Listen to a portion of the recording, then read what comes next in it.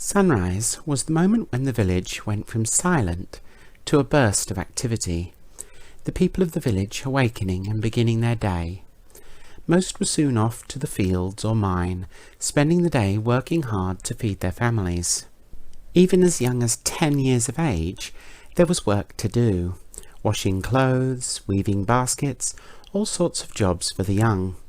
Nathan was among those that would gather berries from the woods each day. It was the easiest job of all, requiring no skill on his part.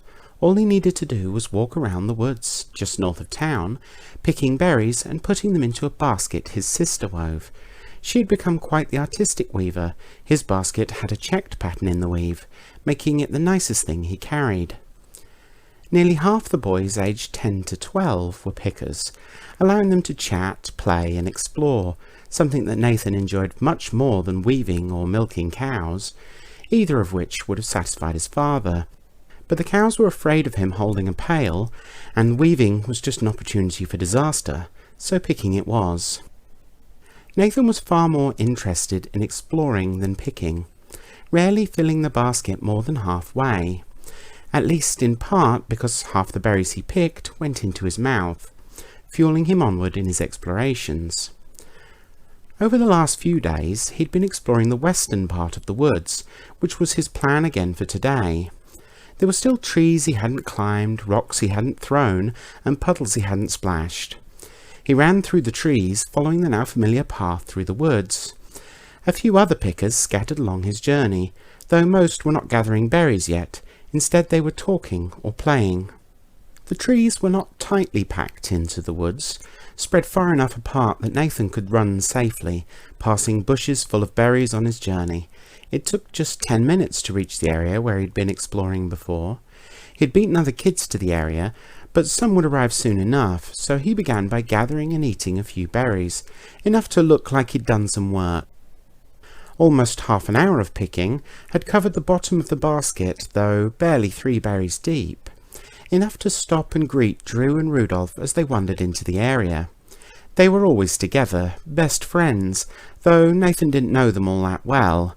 They lived on the other side of the village and had been pickers for more than a year now, more than twice as long as Nathan.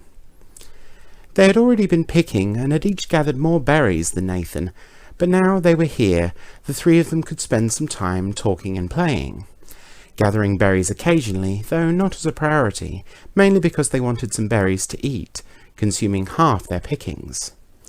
By noon, Nathan had gathered nearly half a basket of berries, much the same as Drew and Rudolph, though they had climbed 7 trees and thrown many stones into puddles of yesterday's rain. Nathan had also found a stick that resembled a sword. After playing with it, he slid it into his tunic as though he were a knight of the crown. The high sun had warmed the woods, and they had found a cool stream, so they sat and enjoyed some berries right out of their baskets, occasionally slurping some stream water from their hands. For more than an hour, all they did was talk, sharing anecdotes, jokes and thoughts, though none of them were destined to become great philosophers. After lunch, they continued to walk and talk, occasionally gathering berries from bushes and throwing acorns at a lone rabbit, who quickly made his escape into the dense foliage. They'd not been walking for long when they'd come upon a small clearing, dotted with berry bushes, still filled with berries, but among them a single bush stood out from the others. Its branches, leaves and berries were moving, not by the action of the wind or in some magical animation. No, it was stranger than that. It was twitching and jerking in unexpected ways. Drew was the first to react to this strange sight, gathering a few acorns and throwing one at the bush. The acorn passed through it as though it wasn't even there. Soon all 3 were throwing acorns, most just bouncing away, but some would pass through it, especially when it was in the middle of one of its twitches. Soon all 3 were laughing and selecting other objects to throw. Sticks, stones and berries were in ready supply. After a few minutes of this fun, Rudolph spoke. "Dare to touch it?" looking directly at Nathan in that moment. Drew agreeing with a "yeah," lightly pushing Nathan's shoulder in the direction of the strange bush. Nathan stood there staring at it for a moment, before replying, "Okay, but after, you have to eat a berry from it." both boys nodding in silent agreement before giving him another nudge. Walking slowly between the regular bushes, he cautiously approached it, finally coming within arm's reach. Up close, the bush was stranger still, flickering even to its core, where odd flashes and sounds could barely be detected.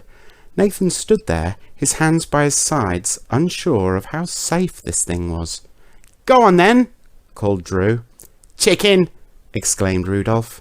"I am not a chicken," Nathan shouted as he drew his sword stick, brandishing it high over his head, ready to strike down his strange bush foe.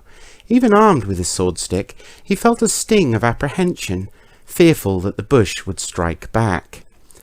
After what felt like minutes, though in truth only seconds, Nathan took a deep breath and squished those feelings back down into his belly, hoisting the sword higher for a moment before bringing it down with a mighty swing.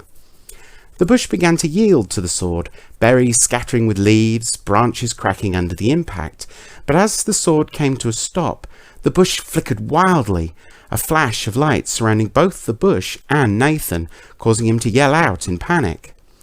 Nathan staggered in the blinding light, dropping to the floor, still clutching his sword stick, berries scattering from the basket at his side.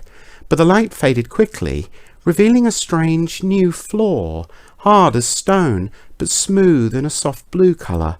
No sign of the grass, bushes, or even fallen leaves. But it was not the floor or the lack of foliage that struck Nathan so hard.